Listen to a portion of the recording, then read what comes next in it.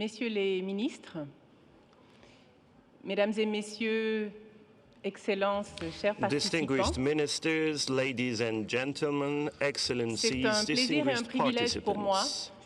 de modérer It's a le great panel qui nous pleasure to be réunit here with you cet to après-midi. moderate this session, Et je voudrais and it's remercier an les honor for me organisateurs to be du moderating this forum session. pour This l'invitation faite à panel l'Institut d'études de gathers us sécurité, une together. organisation africaine.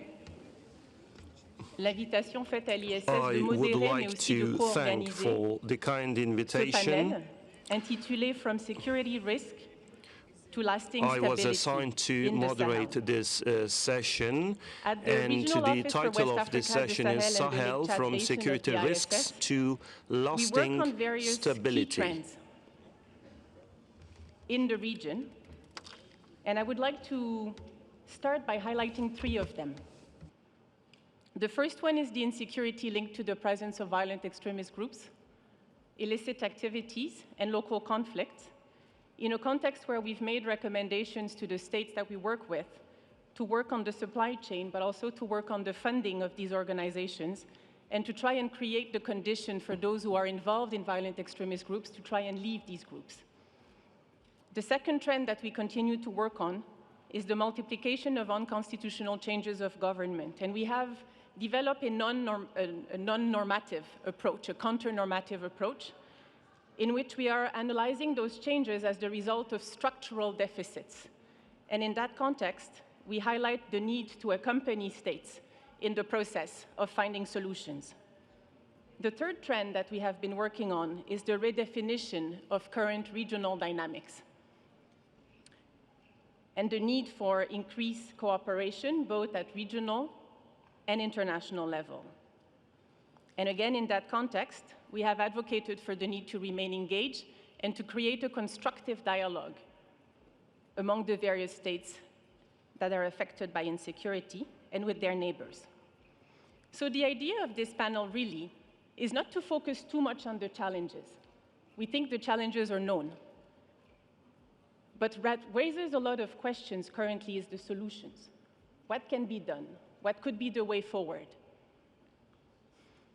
And in order to discuss the way forward, the solutions, and perhaps even the opportunities, I have the privilege to have here on this panel ministers from all of the concerned states. And let me introduce to you the first panelist who will take the floor, His Excellency Ismaïla Madior Fall, who is the Minister of Foreign Affairs of Senegal and Senegalese abroad.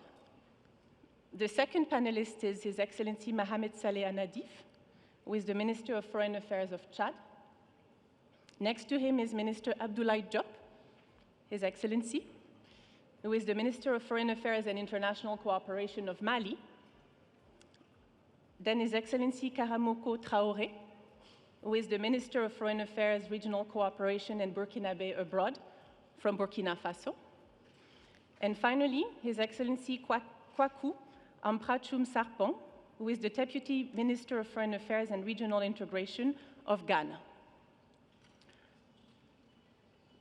So allow me to start with you, Excellency. And it would be interesting, as I stated in my introduction, to hear you on how to turn the current challenges into opportunities for stability and development.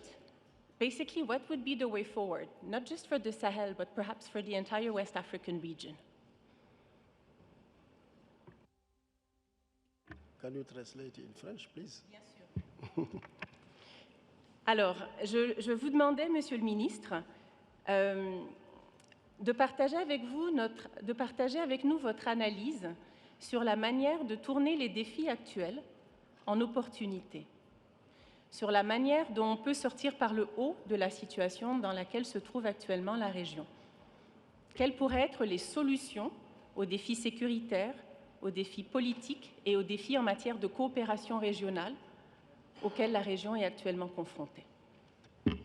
Je vous remercie beaucoup, Madame la modératrice.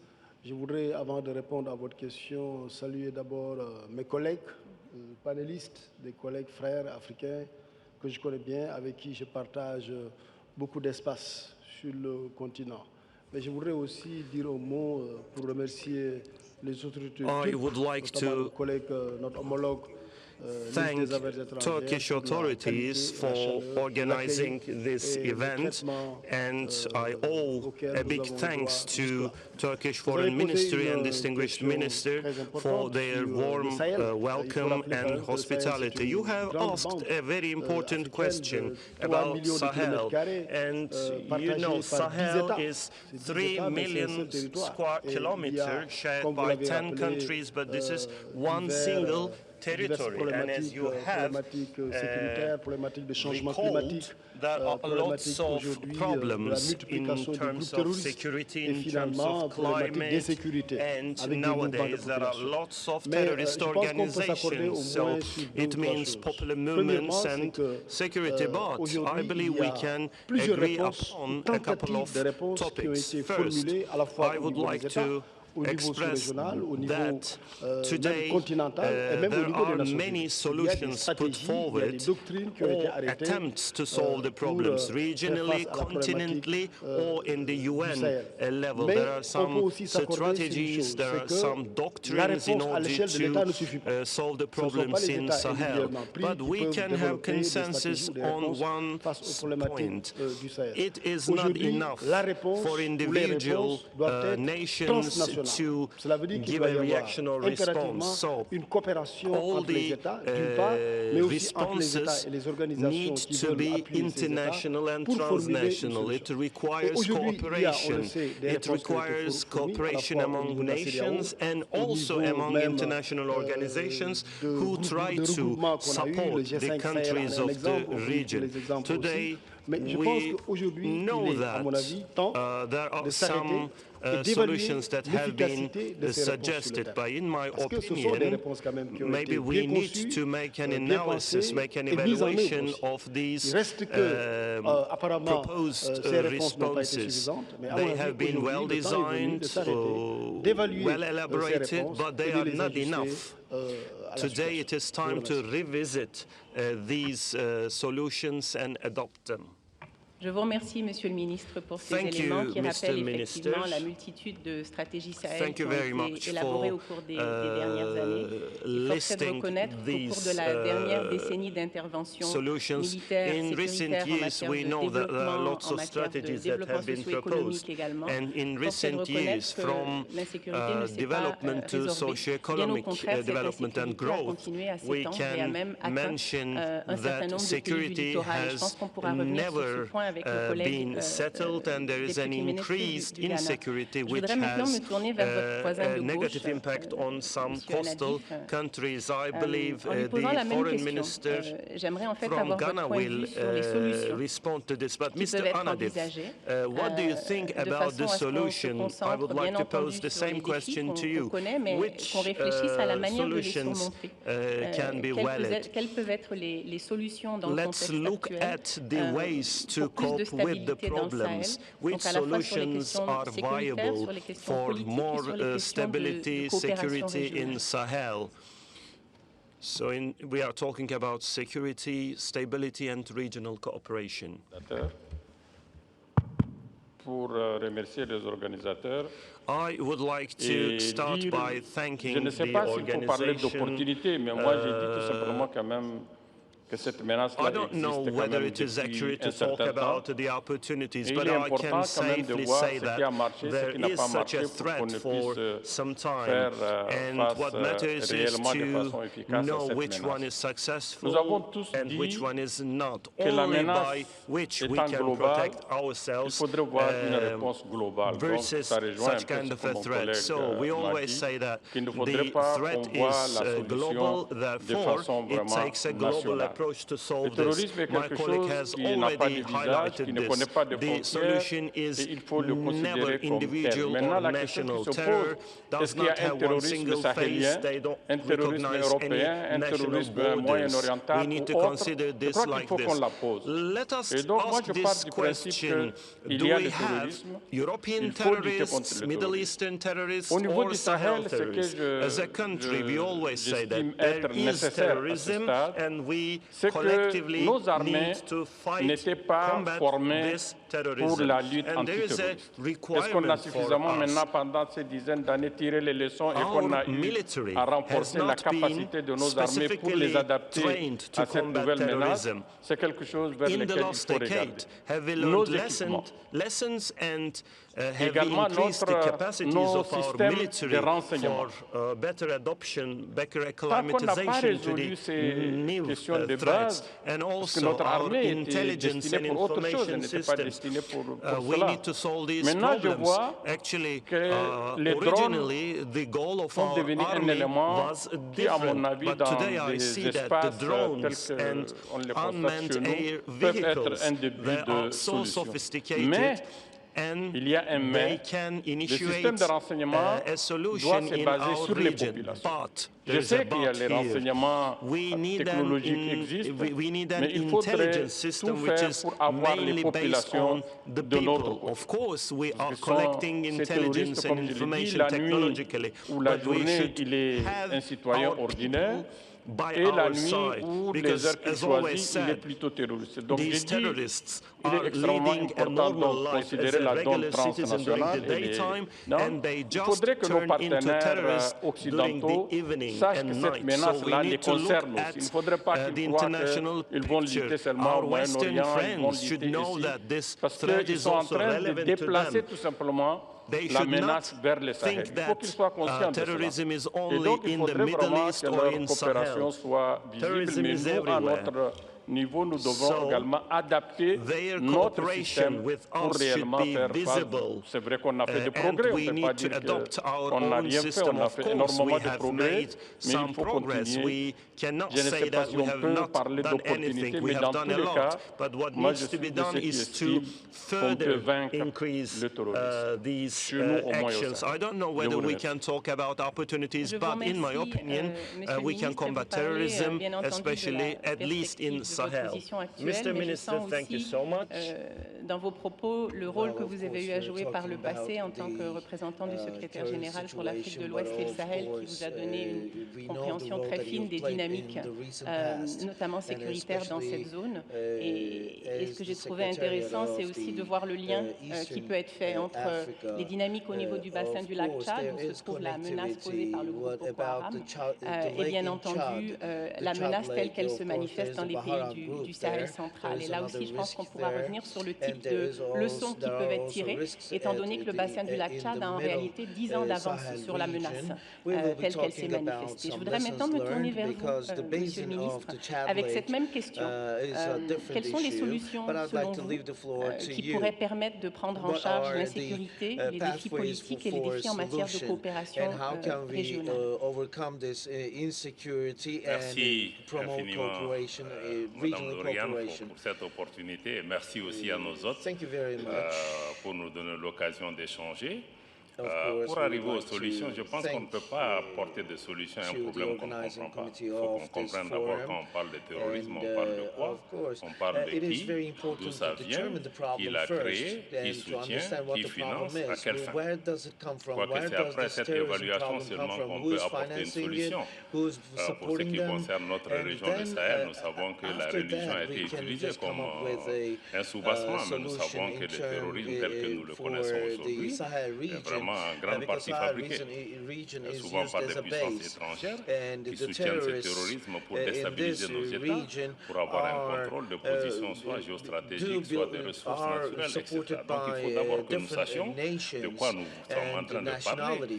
Si ceux qui se présentent aujourd'hui comme des partenaires sont des acteurs dans la mise en place de cette menace, naturellement, je pense que nous n'avons pas la bonne solution si nous travaillons avec ceci. Donc pour moi, si on parle de solutions aussi par rapport au terrorisme au Sahel, comme je l'ai dit, la dimension ou l'échelle à laquelle nous connaissons le terrorisme aujourd'hui est essentiellement due à des interventions extérieures, à des ingérences extérieures qui nous ont conduits à cette situation. Donc en termes de solutions, il faut d'abord que nous revenions nous-mêmes aux fondamentaux, qu'on fasse confiance aux États, aux pays, pour pouvoir eux-mêmes apporter la solution.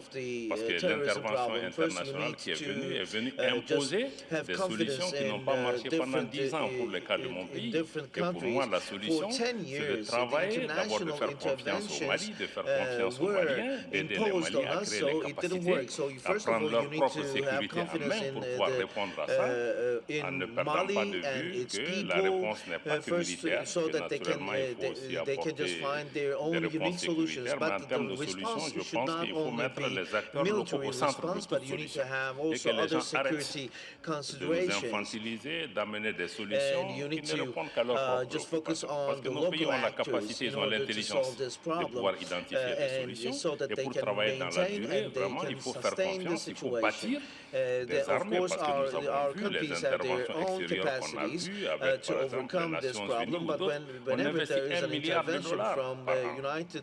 Et on ne donne pas 10% de cette assistance pour bâtir des capacités locales. Donc je pense qu'il faut renverser la vapeur et mettre les acteurs locaux au centre du processus pour pouvoir trouver des solutions. Donc cette question des capacités me semble être essentielle. Ce qui me semble être aussi essentiel dans le Sahel, beaucoup de nos États, au Tchad, au Mali, au Burkina, le défi essentiel qu'on a, c'est comment assurer le contrôle de l'État sur l'ensemble de son territoire. Parce qu'un État qui ne contrôle pas tout son territoire, bon, est sujet à des menaces. Il y a des questions de gouvernance et autres qui se posent, et une bonne partie de la population qui n'est pas impliquée.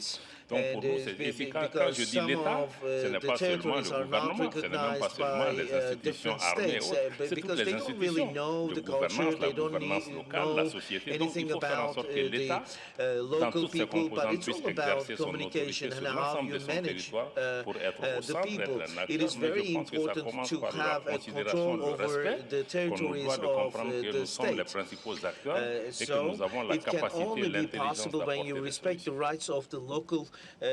Je vous remercie, Monsieur le Ministre, et je pense que cette question du rôle clé des solutions endogènes est d'ailleurs au cœur de la stratégie du Mali, avec cet accent mis sur le respect de la souveraineté du pays. Et j'aimerais peut-être vous entendre dans le tour qui suivra, mais aussi entendre votre collègue du Burkina Faso sur peut-être un des paradoxes de la discussion que nous sommes en train d'entendre.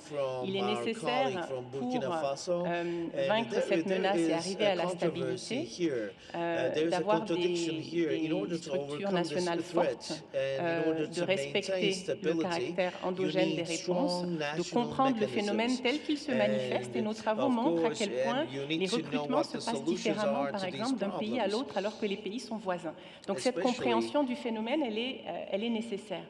Maintenant, les interlocuteurs qui vous ont précédés ont mis l'accent, et j'en viens donc sur le paradoxe, ont mis l'accent sur la nécessité de la coopération. Que cette menace est transnationale et que donc les réponses sont à la fois nationales et en matière de coopération régionale. Et donc je me tourne vers vous, Monsieur le ministre du Burkina Faso, peut-être pour partager avec nous votre analyse sur les solutions et en mettant peut-être l'accent sur cette question de la coopération régionale. Merci, Madame. Le Sahel a longtemps été victime d'analyse erronée. Parce que, vous savez, lorsqu'on ne pose pas les vraies questions, on apporte toujours des réponses erronées. Lorsqu'on ne fait pas les vrais constats, on apporte toujours des réponses erronées. Je pense que le Sahel, en tout cas pour nos pays, ce qui se passe, c'est que nous avons souffert justement de cette analyse qui consiste à nous présenter avec un emballage qui ne correspond pas avec le contenu réel du produit. Et cet emballage, c'est un emballage dévaluant, repoussant, qui met en arrière-plan nos capacités réelles à nous prendre en charge et qui nous amène à rentrer dans des rapports de coopération où nous sommes soumis plutôt à des discours construits autour des jonctions. Vous l'avez dit tout à l'heure, je pense que le problème, on le connaît. Il s'agit maintenant de voir comment est-ce qu'on peut transformer ces défis en opportunités. Aujourd'hui, je crois que le Sahel est en train de montrer un nouveau visage qui est celui d'États responsables, qui est celui d'États qui aspirent à avoir leur propre mécanisme, leur propre système de gouvernance. La question sécuritaire que nous subissons aujourd'hui, comme il l'a dit, ne peut pas avoir de réponse sans la voix des Sahéliens. Ce qui s'est passé, c'est qu'on a longtemps parlé du Sahel sans les Sahéliens. On a longtemps décidé sur le Sahel sans les Sahéliens. Aujourd'hui, à mon avis, la première chose à faire, c'est d'abord d'aller à l'écoute du Sahel, d'aller à l'écoute de cette jeunesse, d'aller à l'écoute de la population dans sa diversité. C'est la seule façon de construire des réponses qui semblent appropriées. Et nous pensons que pour que nous puissions sortir de cet engrenage, il nous faut repenser nos rapports, évidemment, avec les autres États. Et ça passe d'abord par la considération des États que nous sommes. Ça passe d'abord par la concession d'espace et nous laisser exprimer notre plein potentiel, notre pleine capacité à pouvoir gérer nos problèmes. Moi, je m'aligne sur la lecture qui a été faite par mon frère Diop du Mali. Et je pense que notre problème aujourd'hui est fondamentalement lié à ça. C'est une simple question d'étiquette. C'est une simple question de cliché qui impacte négativement et qui force un peu la façon dont nos rapports sont organisés avec un certain partenaire. Donc, en termes de coopération, il y a un travail à faire. Le premier, c'est d'abord de laisser les États sahéliens décider eux-mêmes, planifier eux-mêmes et mettre en œuvre eux-mêmes leur politique publique. Il ne s'agit pas de construire des réponses et de venir essayer de trouver leur ancrage sur le terrain. Il s'agit de partir du terrain et de réfléchir pour construire une réponse qui correspond aux problèmes des Sahéliens. Ça n'a pas été le cas. Ça n'a pas été le cas. On ne peut pas guérir le paludisme en mettant un plâtre au tibia. Ça, au moins, c'est clair. Donc, il faut aller sur une réponse qui correspond à un besoin réel.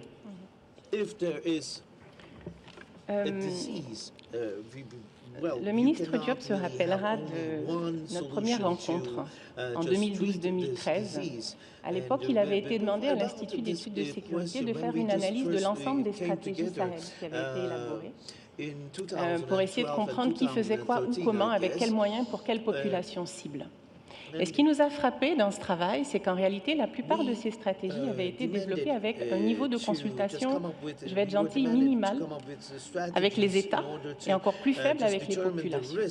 Et donc, fatalement, les résultats sur le terrain, et ça me permet aussi de toucher à un des éléments que soulevait le ministre Major Fall tout à l'heure, les résultats sur le terrain ne pouvaient pas être très positifs. Et malgré les ajustements qui ont été faits, peu d'effets ont été ressentis. Et je pense que cette frustration par rapport à la quantité des investissements, par rapport au peu de résultats, fait aussi partie des dynamiques qui doivent être prises en compte dans ce qu'il est en train de se passer dans la région. Je voudrais maintenant me tourner vers le Deputy Minister from Ghana.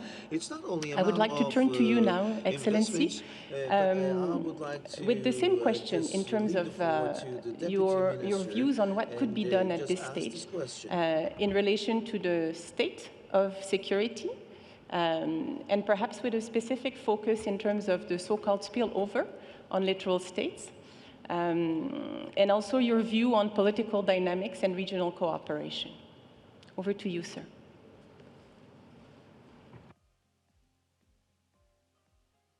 Thank you, Madam Moderator. The issue of the threats and the opportunities. West Africa, until quite recently, has been a region at peace, a region of development, and in some 10, 15 years back, the jihadists descended onto the Sahel. Just as the jihadists descended onto the Sahel, some others also descended onto the coastal countries, and especially onto the Gulf of Guinea. Within a period of 2 years, the Gulf of Guinea became the most dangerous sea route in the whole world. So its own threats and risk emerged. And then we have the threat also emerging from the Sahel, from the jihadists. Whether one likes it or not, that is the situation that we find ourselves in right now.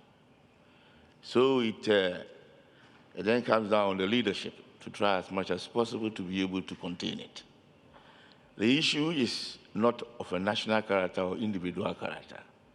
It is of an international character, because whatever affects Mali or Niger or Burkina eventually is going to have an impact on Ghana and Togo and La Côte d'Ivoire. So collectively, we will need to find a solution to it. And one way of trying to find a solution to it, Ghana decided to put together what we call the Accra Initiative, to try and come up with a homegrown solution to deal with the peace and security challenges and threats that has emerged or come to stay. And the Accra Initiative was a forum of about 7 countries to try as much as possible to do intelligence and information sharing, and to analyze the situation and then to devise strategies to try and combat the emerging problems or the problems that have come to stay. And also through it, be able to develop the early warning mechanism systems, because that is quite key if you want to deal with some of these. If you are able to share intelligence, you are able to share information and process it, then you are able to develop the early warning mechanisms so that the impact of the terrorist activities will not be that grave. So Ghana came up with that, other countries joined in, and it did help a lot. And eventually, a key opportunity that came out of the Accra Initiative is, within a space of 2 years, the threat that the maritime crime threat that we were having within the Gulf of Guinea reduced drastically. I mean, it used to be extremely high, and it came onto the very lower levels. And it was a big shock to the whole world that these countries have managed to pull together and develop strategies to be able to combat it. The other thing, too, was that we knew that the jihadists up in the Sahel, their agenda was to try and reach the coastal states and to be able to link up and continue with their criminal activities. Through these initiatives, it works. So a key opportunity, as we see it, is that there needs to be this engagement, constant engagement. There needs to be negotiation, there needs to be mediation. Once these things do happen, I believe that the West African region will be able to develop homegrown, because it's not always that we have to look up to the West or look up to the international organizations to come and solve our problems for us. As one of the panelists said, we need to know the people that we are dealing with, the culture of the people who are the recipients or who are at the extreme end of this unfortunate attacks or situation. Once you have that, then you will be able to look at what will best fit. And then in collaboration with others, regional bodies or international organizations or our development partners, we can fashion something out that will be able to help us abate the peace and security challenges that we have in the region. Thank you very much. I think the case of the Accra Initiative is particularly interesting because it was created back in 2017 when the threat had not yet reached coastal countries, at least in terms of what was visible. And this is perhaps what I would like to highlight here, is the fact that one of the collective mistakes that was perhaps done was to focus on the tip of the iceberg, on attacks, on where attacks were actually happening, without understanding that the supply chains for these attacks to take place, in terms of getting fuel, getting motorbikes, getting funding, was actually happening from a much larger regional perspective, even sometimes beyond West Africa, as our research has documented. And so the need for regional cooperation is there. And currently, since the withdrawal of Mali, Burkina, and Niger of ECOWAS, of the Economic Community of West African States, it remains perhaps the most inclusive current initiative. I don't call it an organization, but initiative. Yet, as we just discussed, the issue of regional integration and the issue of regional cooperation remains on the table and is even more acute in the current context. Et je voudrais donc, en me retournant vers vous, professeur, monsieur le ministre, revenir peut-être sur la question de la CEDEAO, dont les États qui l'ont quitté récemment vous diront qu'il y a eu des erreurs importantes qui ont été commises dans la gestion notamment des processus de transition, dans la gestion des changements anticonstitutionnels de gouvernement.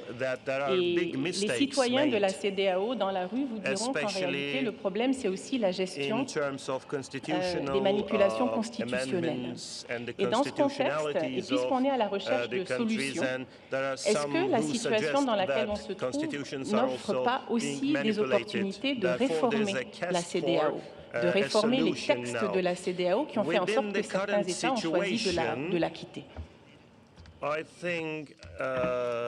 Je vous remercie. Je pense qu'on peut s'entendre au moins sur au minimum, c'est qu'aujourd'hui, la réponse ou les réponses à formuler face à la problématique ou aux problèmes qui se posent au Sahel, que ce soit les questions de terrorisme, les questions de changement climatique, d'instabilité politique et autres, que la réponse doit être une réponse globale, pour ne pas dire multidimensionnelle. Ça veut dire que les réponses sectorielles ne suffisent pas. Aujourd'hui, par exemple, on ne peut pas répondre juste par notamment la réponse sécuritaire. Acheter des armes, faire la guerre.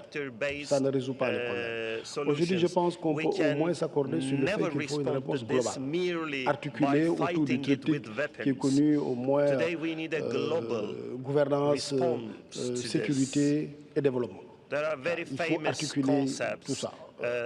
Gouvernance, sécurité, développement. Évidemment, les États, et tout à l'heure, notre collègue du Burkina le disait, les États doivent avoir la liberté d'élaborer eux-mêmes de façon endogène, le ministre Abdoulaye Diop aussi l'a dit, leurs réponses, leur programme sur toutes ces questions-là, de gouvernance, de sécurité, de développement. Mais comme on s'est accordé que la réponse est forcément, comment dire, transnationale, et qu'en réalité, même si les États peuvent fournir des efforts à leur échelle, il faut quelque part qu'il y ait une coordination. Donc, la réponse peut être, comme je disais, globale ou multidimensionnelle, mais aussi coordonnée. Et cette instance de coordination dans notre pays, dans notre sous-région, pardon, évidemment, il y a beaucoup d'initiatives, de groupements du Sahel, autour du bassin du lac du Tchad, autour du Nigeria.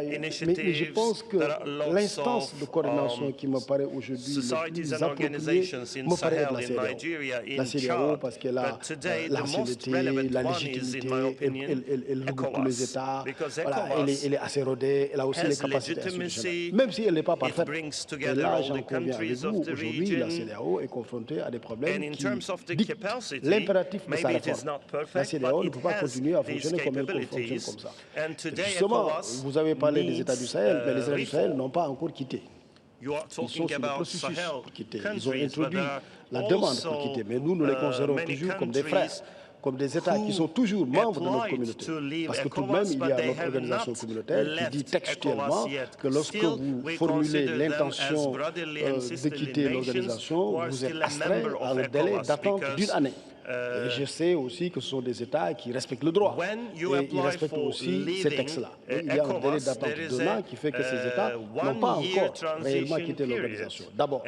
Ensuite, il y a que récemment, l'organisation, il y a une semaine à peu près, a pris des mesures importantes qui prouvent la fraternité africaine, la solidarité, et qui leur disent vous ne pouvez pas quitter comme ça l'organisation. Et c'est ainsi que toutes les sanctions quasiment ont été levées. Bon, pour l'essentiel, il y avait plus de sanctions d'ailleurs, où il y avait moins de sanctions sur le Burkina et le Mali. Aujourd'hui, les sanctions sur le Niger sont systématiquement levées. Ça veut dire quoi? Ça veut dire que c'est un signal, c'est un signe positif qu'on manifeste à l'endroit de nos frères pour leur dire restons ensemble dans la communauté. Parce que ça nous paraît être l'instance historique la plus appropriée pour coordonner aujourd'hui nos réponses face aux problématiques auxquelles le Sahel est confronté. Évidemment, en s'entendant ensemble sur comment réformer l'organisation et sur cet agenda de réforme, je suis totalement d'accord avec vous, mais c'est quelque chose que nous devons faire ensemble. Merci. Je vous remercie. Et c'est vrai que cette question de l'agenda de réforme qui est urgent et qui fait l'objet de discussions depuis de nombreuses années pourrait être accélérée en réalité dans le cadre du contexte du moment. Bon, c'est dommage qu'il ait fallu en arriver là pour le mettre sur la table. Et puis je suis sûre que le ministre Diop et le ministre Traoré reviendront sur la question du débat juridique s'agissant des délais. Avec effet immédiat ou sans effet immédiat, je leur laisserai le soin d'intervenir là-dessus. Mais je voudrais, dans l'intérim, me tourner vers son Excellence, M. Anadif, qui, lui, bien entendu, n'appartient pas à l'espace CEDEAO. Le Tchad appartient à un autre espace régional, la CEAC, qui fait face à d'autres défis en matière de cohésion. Mais surtout, le Tchad a été relié aux pays du Sahel dans le cadre de l'initiative du G5. G5 dont sont aussi retirés les mêmes États, le Mali, le Niger et le Burkina, il y a quelques mois. Le Tchad reste bien entendu lié aux dynamiques sahéliennes, pas seulement par la géographie, mais aussi, comme je l'indiquais, par la proximité sur le plan des frontières, en lien avec ce phénomène Boko Haram et en lien avec le rôle aussi militaire qu'il a joué dans un certain nombre de pays du Sahel. Et en ce sens, je serais intéressée à vous entendre, Monsieur le Ministre, sur l'expérience des États du bassin du lac Tchad, dans le contexte de la lutte contre Boko Haram et dans le contexte de la Commission du bassin du lac Tchad, sur cette opportunité qui a été créée pour des gens qui faisaient partie des différentes factions de Boko Haram et qui, suite à la pression militaire, suite au conflit entre les groupes armés eux-mêmes, ou simplement en lien avec une forme de désillusion, ont décidé de quitter ces groupes armés. Et l'ont fait par vagues parfois beaucoup plus importantes que ce à quoi les États du bassin du lac Tchad ne s'attendaient. Est-ce que vous pourriez partager certaines des expériences de cette région qui pourraient être utiles pour les États du Sahel qui, tôt ou tard, seront confrontés aussi à des vagues de désengagement et qui pourraient vouloir bénéficier de cette expérience? There could be another influx of terrorism in the area. What are your thoughts on this matter? À ce stade, après tout ce que nous avons vécu, je ne suis pas de ceux qui estiment qu'il faut toujours regarder en arrière. Nous devrons regarder plutôt en avant. Et dire tout simplement qu'aucun pays, aussi puissant soit-il, ne peut combattre le terrorisme seul. Donc il faut mutualiser les efforts. Il faut tenir compte des réalités, c'est ce que j'avais dit. Il faut nécessairement avoir les populations comme un élément principal pour pouvoir lutter réellement contre le terrorisme. S'il y a un élément plutôt de référence sur lequel je voudrais quand même insister pour ce qui est du terrorisme au niveau du Sahel, nous devrons quand même reconnaître que l'idéologie sur laquelle s'est bâti ou s'est bat le terrorisme au Sahel est étrangère à l'Afrique. Pas seulement au Sahel, mais elle est étrangère à l'Afrique. Cette idéologie a été fabriquée au Moyen-Orient, en Afghanistan, et qui s'est déportée petit à petit.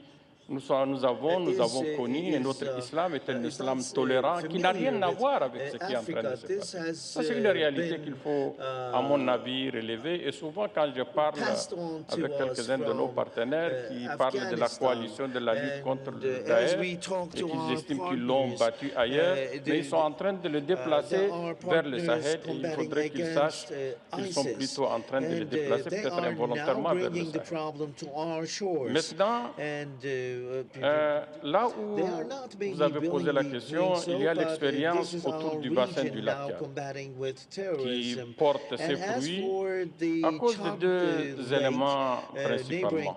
Il faut reconnaître que dans cette initiative du bassin du lac Tchad, nous avons un grand pays qui s'appelle le Nigeria et qui, au moment où il faudrait financer la FMM, la force multinationale, le Nigeria a mis la main dans la poche et elle a vraiment financé cette force, ce qui a fait que cette force a été créé sans qu'il y ait une résolution du Conseil de sécurité. Pour l'accompagner, d'accord, mais pas envoi des forces des Nations Unies au niveau du bassin du lac Tchad. Ça a beaucoup contribué parce que le financement était interne. C'est le Nigeria qui pratiquement finançait cette force.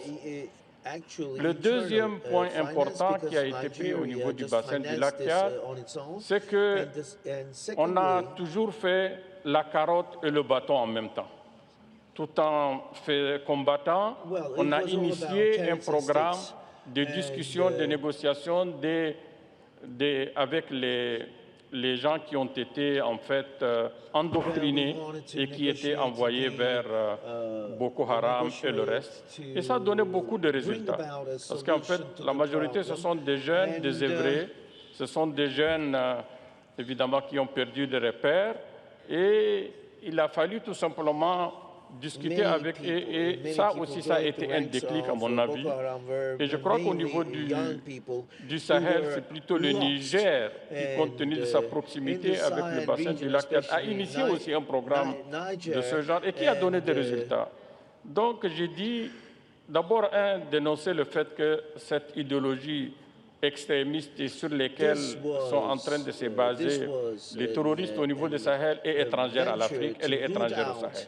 Le deuxième élément, tout en combattant, il faut initier ce programme de réinsertion, de désarmement qui peut porter des fruits, à mon avis, et aujourd'hui au niveau du bassin du lac Tchad, il y a des résultats positifs. Et quand je parlais du Nigeria, et je crois que c'est ça qui a manqué aussi au niveau de la CEDEAO, il faut le reconnaître, c'est qu'il n'y a pas eu suffisamment d'implication de la part des frères de la CEDEAO pour ces pays qui ont vraiment connu cette situation difficile. C'est vrai qu'il y a eu au départ une implication de la CEDEAO, et puis après ça a été transformé en une mission de paix des Nations Unies. Ça, il aurait fallu peut-être... Mais là, ça son histoire aussi. Je ne voudrais pas revenir sur l'histoire. Il y a eu des erreurs de part et d'autre qui ont été commises et qui ont fait que nous sommes arrivés à ça. Il y a beaucoup d'erreurs. Si on fait le diagnostic et l'évaluation, il n'y a pas que le diable par-ci ou le noir et le blanc par-là. Il y a des responsabilités partagées. Mais je crois que là, il faudrait plutôt voir les choses comme je l'ai dit.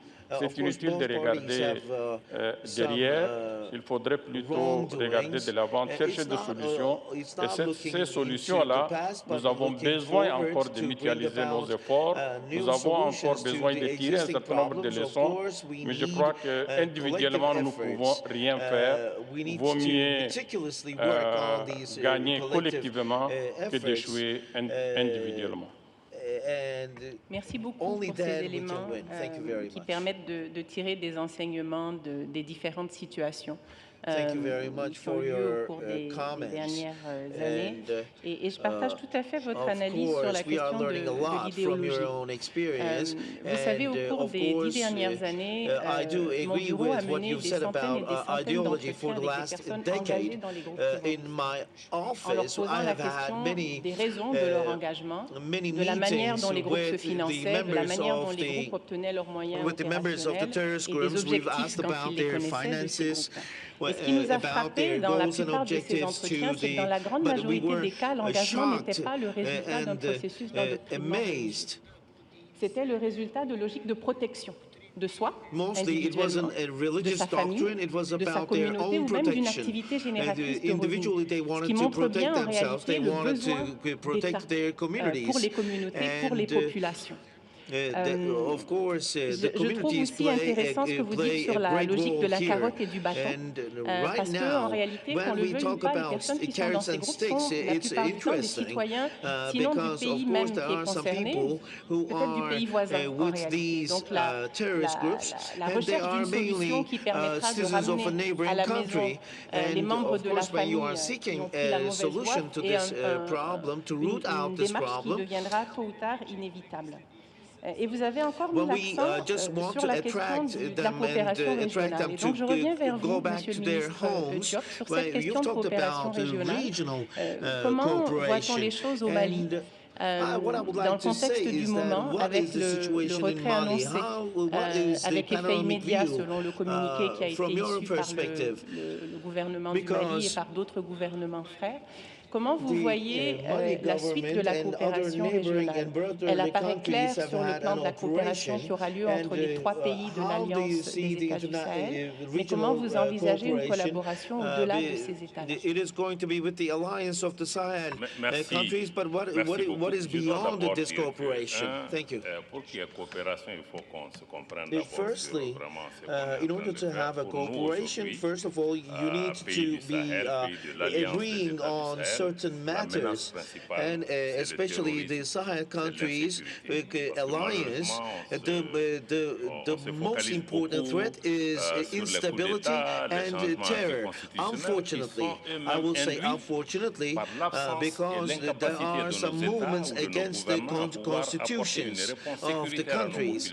There are coup d'etats as well, and we are talking about coup d'etats, but all these result in the young people just leaving the righteous path and just being a member of these terrorist organizations. But we have to talk about the symptoms, and we need to determine the symptoms. It's not only about analyzing the coup d'etat. I do agree what the other speakers have mentioned. We need a regional approach. But before regional approach, we have to know about the states. And just like on the planes, first you need to put on the mask to your face first, then you can take care of the fellow passenger sitting next to you. So first of all, you need to clean your own garden. You need to know about your own garden so that you might have a capacity to cooperate. And that's why, of course, you need to have your own housekeeping. And if we are going to talk on the regional level, what you need to take into consideration is that you need to know about the legislations, different legislations, and also security. You need to be credible at the same time. And when we talk about ECOWAS, of course, we are in the same situation, and for 10 years, but we didn't see any ECOWAS. So, but people came from afar to help us. And of course, what happened? What is the tangible position here? And of course, we didn't see any solidarity amongst the countries. This is a very important matter to tackle with. And of course, I think the most problematic issue is that we were left alone. We are just fighting on our own. So this is the first matter. And about the credibility matter on ECOWAS, about governance, they want to just lecture us about governance. And but of course, when we talk about the different spheres, like the military sphere and the civil sphere, but I didn't see anyone speaking about the coup d'etats, about the constitutional coup d'etats. And of course, this also just lifts off the credibility of ECOWAS, because in order for me to fight against injustices and the terror threat, I have to make sure that the others are not working with the terrorist organizations. And this is a very problematic area for the Sahel countries. And of course, there is another matter which is as important as the former one, and we need to respond to this. Of course, there will be some legal discussions. There could be some legal discussions. And what about the 91st resolution of ECOWAS, for instance? And of course, it was a sudden impact. That it's not the sudden impact that we were expecting. Of course, we are working with the alliance of ECOWAS countries, but maybe you will just tell us, please abide by the law. But of course, what we need to say that these are not incorporated into our legislation. In talk in Elysee, there was no document just considering the border matters. And you know, in Elysee, we were found guilty in the International Justice Court, and what matters is that what is this verdict, and I think we will be working on that. But in terms of the regional cooperation, I think this is how a regional cooperation should be. And of course, we need to find some apparatus so that we can just work with the countries. And of course, first, ECOWAS should know about the problem, and so that they can think on their own. They could have some sanctions, but we need to take the peoples into consideration, and we need to work in solidarity, because these people are brotherly peoples, they are neighboring countries, and of course we are going to be working with them, but we need to be credible. Thank you very much. Thank you very much, Mr. Minister. Because the states cannot just move to another geography. This is a geographical fact.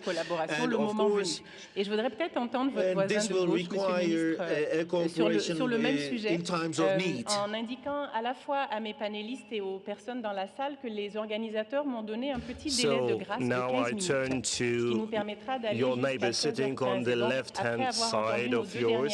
I was allowed to extend another 15 minutes for this session, so I can continue for another 15 minutes. Once all the speakers here conclude, I will turn to the audience to see whether they have any question. So prepare your questions for the Q&A. And what do you think about this regional cooperation? Thank you, ma'am. The essence of this topic has already been expressed by my brothers. Actually, we have already spoken about this, but people did not listen. Maybe they listened, but they didn't understand. There are different Googles, actually. There are different spectacles. And then everyone do not see everything the same, because they are wearing different spectacles. Therefore, it is difficult to become on the same frequency. Mali, Burkina, and Niger are having this experience this way, but ECOWAS could not grasp this fact. There is a lack of solidarity. This is not what I am suggesting or claiming. This is a reality. Once you are an organization, once you are a union, you need to take action. You should not wait, because this problem is concerned for every country, so all the countries should work together. However, you just rely on principles, and you just put aside the reality. And this reality is lack of confidence, lack of trust. And this is a threat for the entire continent, Africa. It's not only the Western Africa. The analysis conducted were just on paper. On the contrary, we were waiting for action. I come from Burkina Faso, and it is difficult for a country at war to get prepared. It is easier for a country which is at peace. So how can we solve this problem? The countries who need to cooperate, but they also need to get armed. This is difficult for them, but when you are having peace with one another, then it is easier. We know what happened in Europe when Greece had these problems, but today this is what we are having. We have lack of trust, therefore we are having these problems. The ECOWAS does not allow us to survive as a country. So what my brother already said make me think, so as Sahel countries, we depend on this to survive. We need another mechanism, another framework, so that we can assure, we can guarantee our security. And the Sahel cooperation ensures this. This is a message. But beyond that, this also proves that as a country, we don't want to die. So, under ECOWAS, we talk about cooperation, and as told, regional cooperation is a reality. We need to do that, but for this, we need to devise a mechanism to take us to strong and brave decisions. If this kind of structures do not take us to safety and security and stability, we should not insist on them. So our withdrawal from ECOWAS is such an act that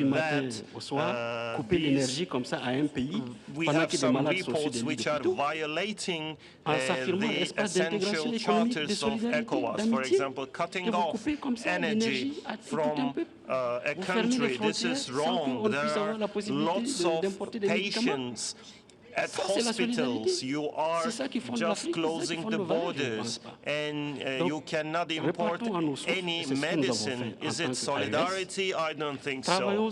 Let's go back to our origins. We need to work on our capacity so that we can ensure our safety. This is what I would like to say. Thank you so much. In your examples, and the person who spoke before you said the same thing regarding this relationship. De la CEDEAO qui est peut-être venue tardivement, mais qui est quand même là. Et donc sur ce point, and sorry, I should have said that in English, I think we can't help but hear the level of frustration, right, in what we have heard from the ministers from Mali and Burkina.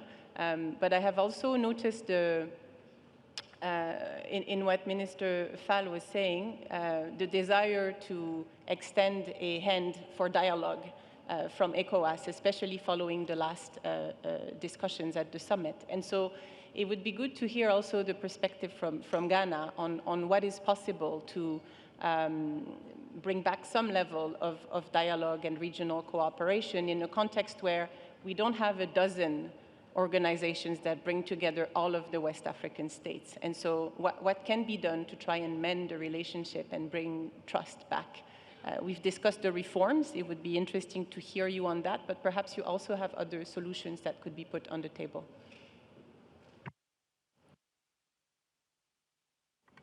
Thank you. I can't understand the mood of my brothers from Burkina Faso and Mali, especially, on the way they think ECOWAS has treated them. I can't understand. But it's also, there is a need to also recognize that when you have an institution, and an institution has got certain rules and regulations, which is all the countries that actually met, put it together, and agreed that this is the way we are going to do the business. When something happens and you want to do things differently, sometimes it doesn't help. It doesn't help in the sense that it goes to challenge the very fabric of that particular organization. And these organizations, ECOWAS, that has been in existence since 1974, nobody can say that ECOWAS has not been that useful or helpful or hasn't brought some degree of development and prosperity within the sub-region. It has tried. And as with all organizations, they do have challenges from time to time. I mean, the issue of these unconstitutional changes in governments and coup d'etats, it's happened in the past, and I'm sure when it happened in the past in some other countries, I'm sure my brothers from Mali and maybe from Burkina Faso did condemn it. But now the shoe is on the other foot. What I probably would say is that sometimes it is said that something good sometimes comes out of a bad situation. ECOWAS has gone through some institutional and functional reforms in the last 2 years. Maybe what ECOWAS has not looked at is the structural reforms. For the years that it has existed, for these old same structures and rules and regulations. And maybe the shake-up from the 3 or 4 countries and the imposition of sanctions and the lifting of sanctions. And then what has come out of the lifting of sanctions, that the president of the ECOWAS Commission now constitutes an urgent meeting of all these countries so that we can sit down and look at their concerns in details vis-a-vis how we can move or we can bring ECOWAS into the present age. And I believe that with that, I am sure something positive is going to come out. We will then have the opportunity for our 3, 4 countries, brotherly countries or sisterly countries, to come forward with their real issues, and not just coming forward with their real issues, to come and proffer solutions, the way forward, that if it happens tomorrow, what do we do? Or how do we prevent it? Not necessarily always having to rely, at least we also need to look at it as a homegrown issue, because this is something that keeps coming up.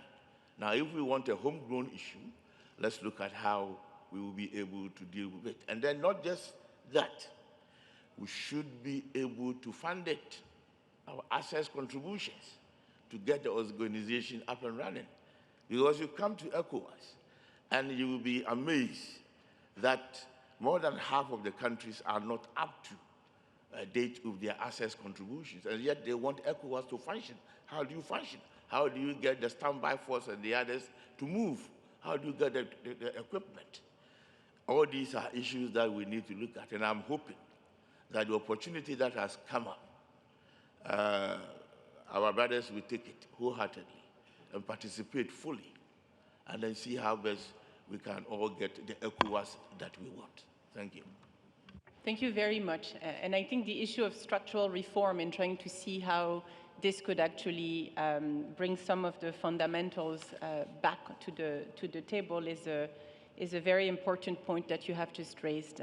Thank you very much. I'm now opening the floor for comments and questions, and again highlighting that we only have about 10 minutes before I will need to close this conversation. So please, if you take the floor, be as direct and brief as possible, but kindly introduce yourself briefly so that we know the perspective from which you are taking the floor. And I'm recognizing Minister Ducet. I'm going to open a list of 3 or 4 people. Would anyone else want to take the floor? I see a gentleman here with glasses. So please, could you bring, yeah, there was someone else there. Then there was a lady, okay. And I think if we get to these 4, it will be great already. Minister Ducet, please. Merci, Madame. Je suis ministre des Affaires étrangères du Togo. Je voudrais très rapidement vous dire que je vais intervenir ici comme le juge. Vous savez, dans un mariage, I am here as a judge. You know, when there is a marriage or when there is a divorce, it takes time for the judge to make a verdict about the marriage and divorce. When it comes to ECOWAS, either the lady leaves the house or the man leaves the house, and the judge makes the decision. So we have time. Until that time, I believe that we can find a solution in reconciliation, in solidarity. I wholeheartedly and sincerely say that our problem was this. Since the very days we acquired our independence, you know that there are lots of pseudo-independences in African countries. They are not independences in real terms. We can call pseudo-countries, pseudo-states. Their presidents we know, and we know the consequences. Therefore, when we look at the Sahel countries and the ECOWAS countries, there is a real problem. Il faut d'abord trouver des solutions endogènes. Jenko said, Si on pense que le problème du Sahel serait trouvé par d'autres personnes à l'extérieur du Sahel, c'est un échec. En parlant de solutions, we will be imposed any solution from outsiders that would not bring us to anywhere. And Mr. Akamodo already said, we need to listen to people. We need to listen to the communities living in Sahel region. We need to listen to the administrators there. People are really unhappy about this. The administrators are also unhappy. Donc je pense qu'il faudrait tenir compte de cette frustration. I don't need to further elaborate on this issue. You know how victimized and how unhappy they are. You can only make this up by listening to them. And when you listen to them, this can also contribute to solution of the terrorism problem as well. On reste à Antalya pour trouver des solutions à la place des Maliens, Burkinabés, Togolais, Tchadiens, vous vous trompez. Si on doit rester, je ne sais de quelle capitale occidentale ou quelle capitale du Moyen-Orient pour trouver des solutions, c'est une erreur. D'abord écoutez, quand on écoute, et ensemble, vous pouvez nous aider pour trouver des solutions. Mais si vous ne voulez pas nous écouter, vous voulez rester de l'extérieur pour nous dire ce que nous allons faire, vous allez échouer. Peut-être qu'on va échouer ensemble, mais aujourd'hui, la prise de conscience, c'est que nous voulons régler et réussir nous-mêmes. Je vous remercie. C'est moi qui vous remercie, Monsieur le ministre. Et je me tourne sur ma droite. But we want to concur on a solution to this problem. Au monsieur qui a demandé la parole pour après. If you can give him the microphone for afterwards, please, sir. You have well, can you just pass the microphone to the gentleman over there? I am the ambassador of Algeria. I would like to ask this question directly. Maintenant, The minister from Togo just had an introduction to my question, but when you look at the current situation and est-ce qu'on peut dire que cette décision de désengagement qui a été prise par les 3 pays membres de l'Alliance est irrévocable, irréversible, ou est-ce qu'il y a encore un espace avant de rompre définitivement les amarres? Voilà, merci. Oui, on va se tourner vers le juge matrimonial, aussi appelé Togo. Donc je reviendrai vers le panel, on regroupe certaines questions et je me tournerai à la fois vers le juge et vers les parties prenantes. Of course, I will just give the floor to the parties, especially for the example of divorce from this union. My question for representative of Mali. You are mentioned very important question. You mentioned about distrust and terrorism. My question is very short.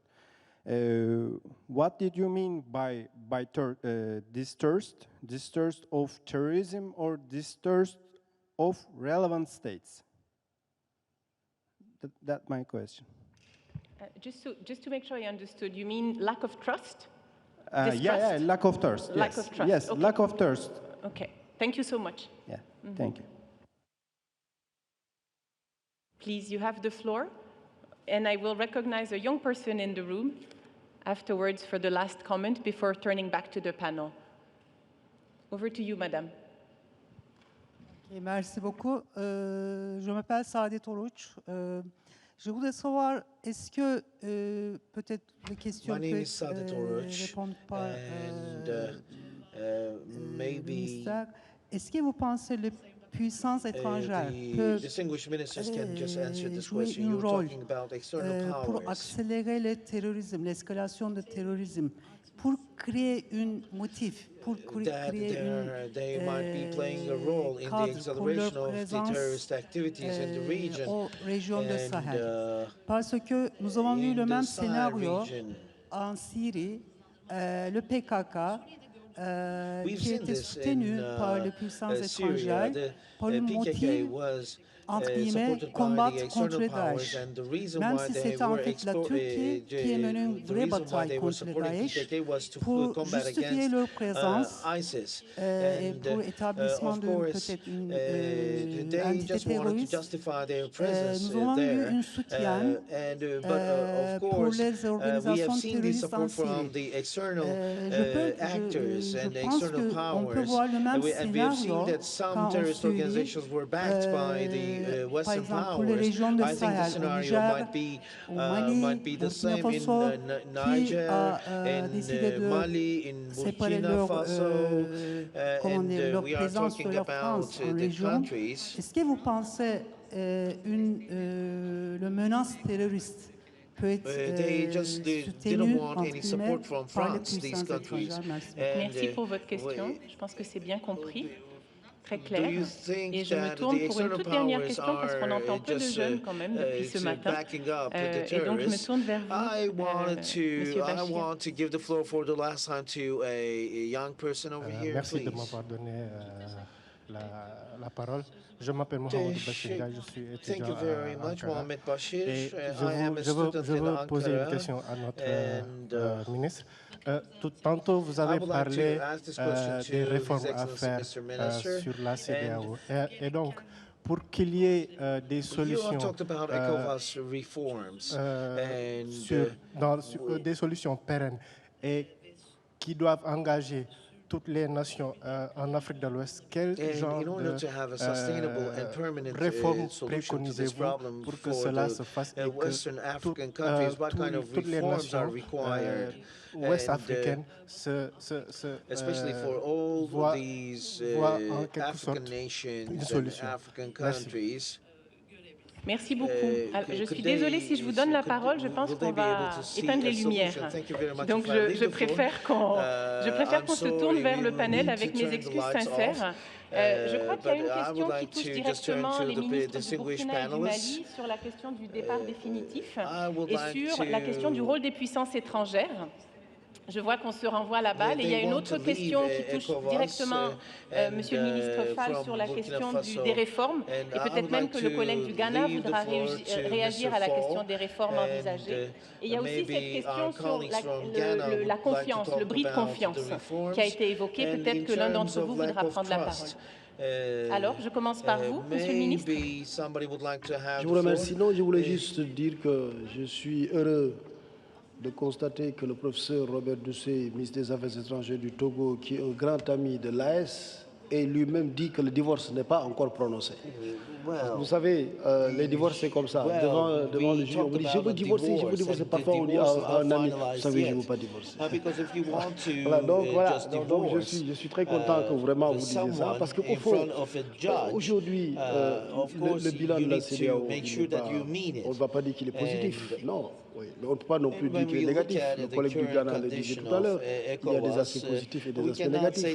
Le processus d'intégration ou l'intégration en elle-même, c'est un processus qui est en construction permanente au quotidien et qui est certes inachevé, mais je pense qu'aujourd'hui, nous devons avancer ensemble.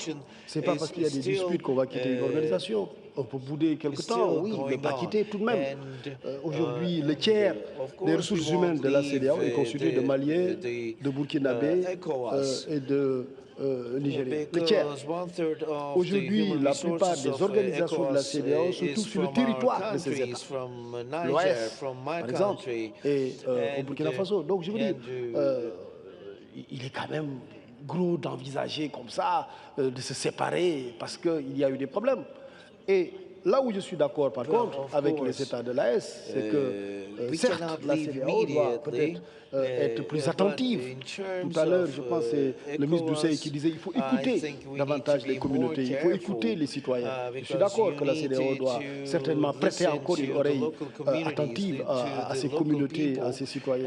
Je suis d'accord que la CEDEAO peut peut-être même, à mon avis, faire moins de politique et s'occuper davantage de développement et de sécurité. Ça, je suis d'accord. Je suis d'accord que la CEDEAO puisse être plus regardante vis-à-vis de l'application de certains principes. Tout à l'heure, on parlait des changements anticonstitutionnels de gouvernement qui sont parfois la conséquence aussi de problèmes dans nos pays. Et donc voilà, je pense qu'on est en phase sur tout ça, mais je pense qu'encore une fois, et c'est là mon dernier mot, nous sommes à mon avis condamnés à aller ensemble. Merci. C'est moi qui vous remercie. Monsieur Anatif, vous avez un commentaire final que vous voudriez faire? Non, évidemment, mon commentaire, c'est juste remercier le juge. Et je suis content d'apprendre que le divorce n'est pas encore consommé, parce que je fais partie de cet espace. Deuxièmement, je voudrais dire que l'initiative d'Accra est un élément extrêmement important. Je ne veux pas développer les liens qui existent entre la côte et les terroristes au Sahel. Il est réel, on aura l'occasion d'en parler, mais l'initiative d'Accra offre une opportunité pour encore fédérer ces États. Pour l'AES, pour moi, l'AES existait déjà avant. Le Liptako Gourma ne diffère pas du tout de l'AES. Même malgré l'existence de la CEDEAO, le Liptako Gourma, il y a une organisation qui s'appelle le Liptako Gourma qui existait et qui sûrement, malgré l'existence de la CEDEAO, faisait quelque chose qui complétait ce qui se faisait au niveau de la CEDEAO. Merci. Sur la première question, AES, je ne veux pas m'étendre beaucoup. Peut-être que le ministre Karamoko pourra venir dessus. Juste une réponse en attendant que peut-être l'avocat en chef donne son verdict. Mais c'est que nos pays ont quitté la CEDEAO, mais on n'a pas quitté l'Afrique de l'Ouest. Notre dédicace pour la réalisation de l'intégration africaine reste intacte. Est-ce la CEDEAO le véhicule approprié pour nous amener à destination? Grande question à laquelle je nous invite tous à pouvoir répondre à ça. Est-ce qu'il y a d'autres petits véhicules ou vélos qu'on peut utiliser en attendant que le véhicule soit en position de nous amener à ça? Mais nous restons des pays amis, des pays frères. Nous avions des liens avant la CEDEAO. Nous devons entretenir les mêmes liens de fraternité, de solidarité et d'identifier les moyens de pouvoir perpétuer cet héritage que nous avons. Ça, c'est un. La deuxième, je pense que quelqu'un a posé la question en anglais, je crois sur la question de confiance. Ce que je voulais dire, c'est qu'aujourd'hui, nous sommes en train de lutter contre des groupes terroristes. On s'est rendu compte qu'il y a des puissances étrangères qui elles-mêmes ont été à la base de la création de ces groupes et qui souvent continuent à les soutenir pendant qu'ils font semblant de soutenir nos États. Et certaines de nos organisations font semblant de nous soutenir en fermant les yeux. Donc, tant qu'on n'a pas eu le courage, la sincérité de comprendre que celui qui a créé le problème ne va pas venir t'aider à le résoudre s'il ne sort pas lui-même du problème. Donc, c'est ça le problème. C'est le manque de sincérité de certaines puissances qui font semblant de venir nous aider à lutter contre le terrorisme pendant qu'ils financent et soutiennent le terrorisme. Je ne vais pas en citer. Je ne veux pas, mais c'est ça le fond du problème. Et nos organisations ont intérêt aussi à identifier ces pays avant de nous dire de les aider dans ce combat. Donc ça, c'est un des gros problèmes qu'on a au niveau de l'AES parce que nous connaissons.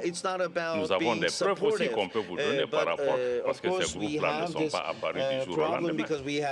Dans des espaces où on ne trouve pas à manger, ces gens, ils ont des drones, ils ont des fusils de dernière génération, ils sont équipés, ils sont financés. Le Sahel, nous, nos pays là sont enclavés. Mais où est-ce que ces gens-là ont tous ces moyens? Ça vient d'où? Ça traverse quel territoire?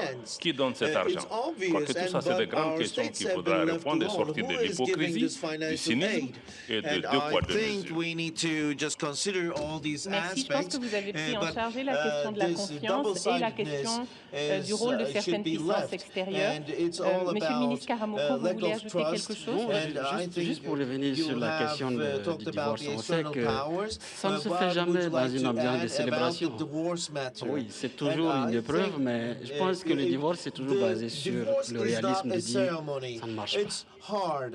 Il vaut mieux pour nous deux de nous séparer et chacun peut avoir son bol d'oxygène. On est vraiment dans cette situation. Vous savez, quand vous avez votre voiture et que vous devez faire le choix de changer soit le bloc moteur ou la coque, il y a des moments où on se dit, bon, il vaut mieux poursuivre le chemin à pied. choice. For example, you are going to change the chassis or the engine, but you say that I prefer walking, so that only if we can go further. So our goals are similar, going to the same place, but in terms of ECOWAS, this is an issue which is far deeper. It is not enough just to look at the chassis of the car, the body of the car. We need to be brave, and we need to start our relations based on a new foundation. The last words to Ghana. Before we close. I will say that the divorce is not irreconcilable. The divorce is conciliable. And definitely I know that our brothers, with the opportunity that has been offered, the lifting of sanctions, should be possible for us to sit together. And again, like I said, the door is open. Let's sit down. The issues that really bothers you, let's look at it and then see how best we can shape things and bring it to the present order. Accra initiative is still up and running. The countries that supposedly left ECOWAS were all members. We continue to function. Their people continue to come up with intelligence reports and information. So it is there. We will continue to work. The Accra initiative is not there to supplant ECOWAS. It's there to play a supplementary role. So even though they say they are leaving ECOWAS, they are of Accra initiative. So we will continue to work, continue to function, continue to pull ideas together. And I am quite convinced that in the very near future, the president of ECOWAS will convene a meeting and they will attend in full and we will get things going. I am an optimist. Thank you. Thank you very much. Et donc, je retiens que le divorce n'est pas consommé, selon le juge matrimonial. Je retiens qu'il y a quand même une convergence d'objectifs. The divorce has not taken place yet. That's what I understand, and I see that the goals are common. I see that there are opportunities, there are chances for reform for ECOWAS, and again, now it is up to the ones who get married or get a divorce. Thank you so much. I would like to thank the audience. I would like to thank the organization committee for giving me the role of